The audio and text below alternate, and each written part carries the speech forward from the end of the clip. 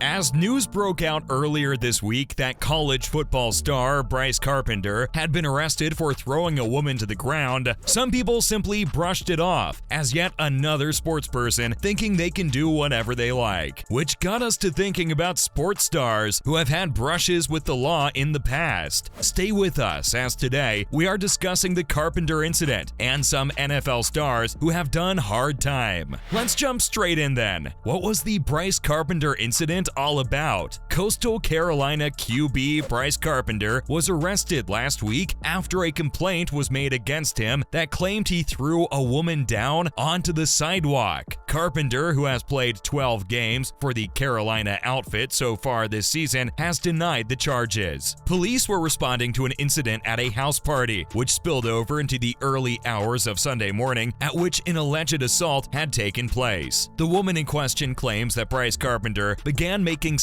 advances towards her earlier in the evening, at which point she had rejected his unwanted advances. She then alleges that Carpenter attempted to kiss her while also attempting to grab her buttocks, at which point other revelers stepped in to forcibly remove the QB. The woman then told police she attempted to speak to Carpenter about his behavior, but he simply tried to hit on her again, so she pushed him away. At this point, he lost his cool and allegedly threw her to the floor. The woman in question reportedly suffered scratches and a bruise to the head. However, Carpenter alleges that he wasn't even at the scene, but that didn't stop cops arresting him the same night and charging him with third-degree assault and battery. The university has since suspended him from all active team duties, which will probably now include the game against rivals East Carolina later this month. Give us your thoughts on the incident below. We're now discussing NFL guys who have done serious time, starting with Aaron Hernandez. Hernandez was one of the most talented tight ends in the league at the time of his arrest, and is almost certainly one of the most bizarre cases of an athlete living a double life we've ever heard of. Arrested in 2013 and later convicted for the shooting death of Odin Lloyd, Hernandez was sentenced to life in prison without the possibility of parole. But this was just the start of things as investigators slowly unraveled a life of serious crime. Hernandez was implicated in the 2007 double shooting of two men in Gainesville, Florida, but was later cleared. He was then indicted on murder charges after two men were shot dead in Boston in 2012. Witnesses claimed that Hernandez had pulled up next to Daniel Jorge Correa de Abreu and Safiro Teixeira Furtado and yelled racial slurs at them before opening fire. He was acquitted of the charges, although many law enforcement officers believed him to be the trigger man. Fast forward to 2013 and the shooting of Hernandez's friend, Alexander Bradley, who lost his right eye after Hernandez shot him in the face. However, he failed to press charges. Jail was clearly the best place for Aaron Hernandez, who is an extremely curious case considering the talent and money he had, and how he chose to live his life. Since his suicide back in 2017, it has been suggested that Hernandez was a closeted gay man and couldn't handle how his life had panned out. Understandable. O.J. Simpson is coming through now. Stay with us. What can we say about the juice that hasn't been said a million times before? The former Buffalo Bills running back was arrested for the slaying of his ex-wife, Nicole Brown Simpson, and her friend Ron Goldman after the pair were found bludgeoned to death. Simpson initially refused to turn himself in and took police on a low-speed pursuit in a now infamous white Ford Bronco, driven by friend and former teammate Al Cowlings. OJ was reportedly armed in the back seat and instructed Cowlings to take him to his Brentwood estate. The whole incident pretty much affirmed his guilt in the eyes of most, and the mountain of evidence against him led police to believe the case was a slam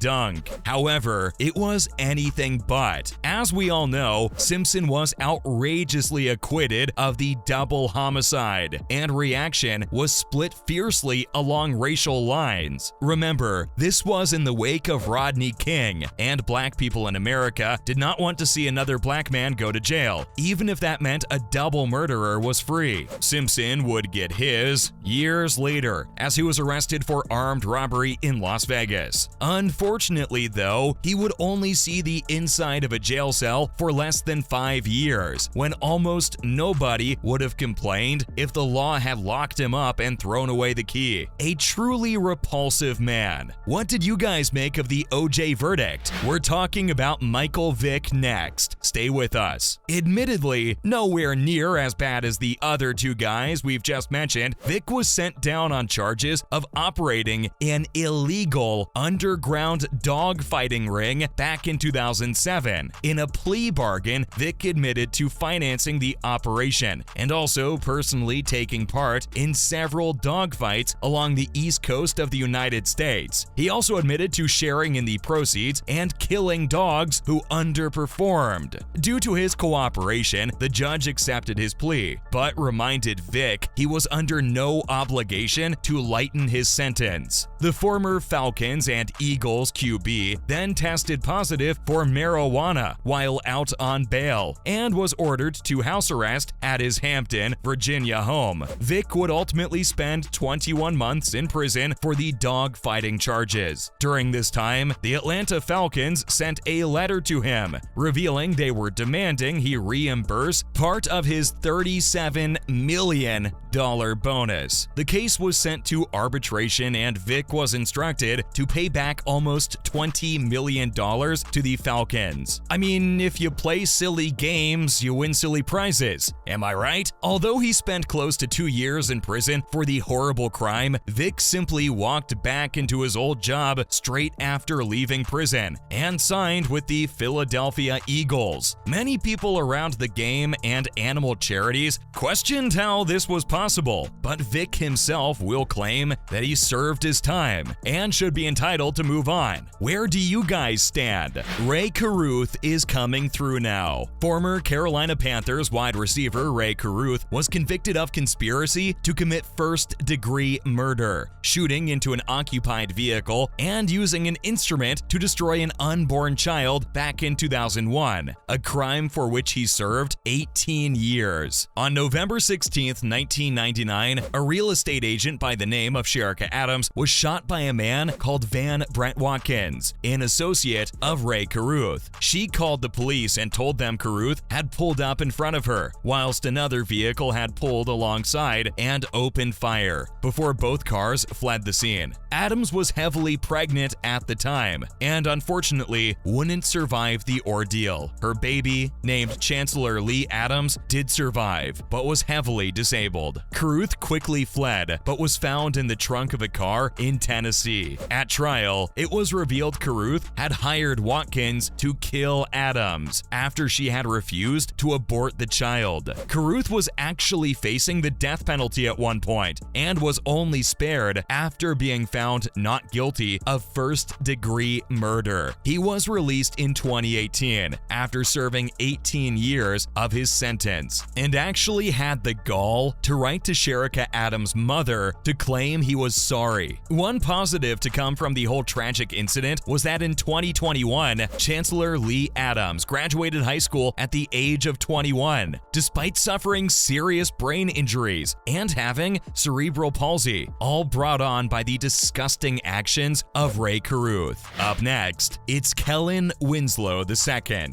Winslow quite clearly never lived up to his more esteemed father, although he did still have a decent career in the NFL, turning out for teams such as the Browns, Buccaneers, and Patriots. The tight end, son of San Diego Chargers Kellen Winslow, if you hadn't already guessed, first came to the attention of law enforcement in January 2014, as he was charged with drug possession. In June 2018, he was arrested for burglary after being caught fleeing a trailer park, and shortly after would face charges of the kidnap and rape of 2 women, being placed on $2 million bond. The same month, he was charged with the rape of a 17 17-year-old while she was asleep back in 2003. He was convicted of rape on June 10, 2019, and would later plead guilty to the rape of the unconscious teen in 2003. In a plea deal, the court agreed to sentence him to between 12 and 18 years, and he was handed a 14-year sentence for 1 count of rape and 2 counts of assault. Jail is clearly the best place for Kellen Winslow II. What do you make of this guy? And finally, it's Darrell Henley. The NFL's version of Pablo Escobar is currently serving a 31-year sentence for cocaine trafficking and the attempted murder of the judge who was trying him. The former Rams cornerback had it all and would later blame his fall from grace on a loss of focus in one of the biggest understatements of all time. Now an inmate at a U.S. penitentiary in Marion, Illinois, Henley had to sit and watch his old team win the Super Bowl from behind bars as the Rams lifted the Vince Lombardi Trophy earlier this year. He ultimately stopped working after falling into the trap of believing that he had ultimately achieved his goals, and he didn't need to keep at it. He fell in with the wrong crowd and would pay severely as he got into serious trouble. Speaking later about that time in his life, Henley said, "Not one thing we did was worth it. Not one place we went. Not one stripper we saw. Not one thing was worth them saying, 'Guilty as charged.' These are the demons that I have to battle every night." We bet. As usual, thanks for dropping in on us today, and remember to swing by again next time for some more fun reveals. And don't forget to like, share, and subscribe to our channel so you don't miss more great bits in the future. Bye, guys.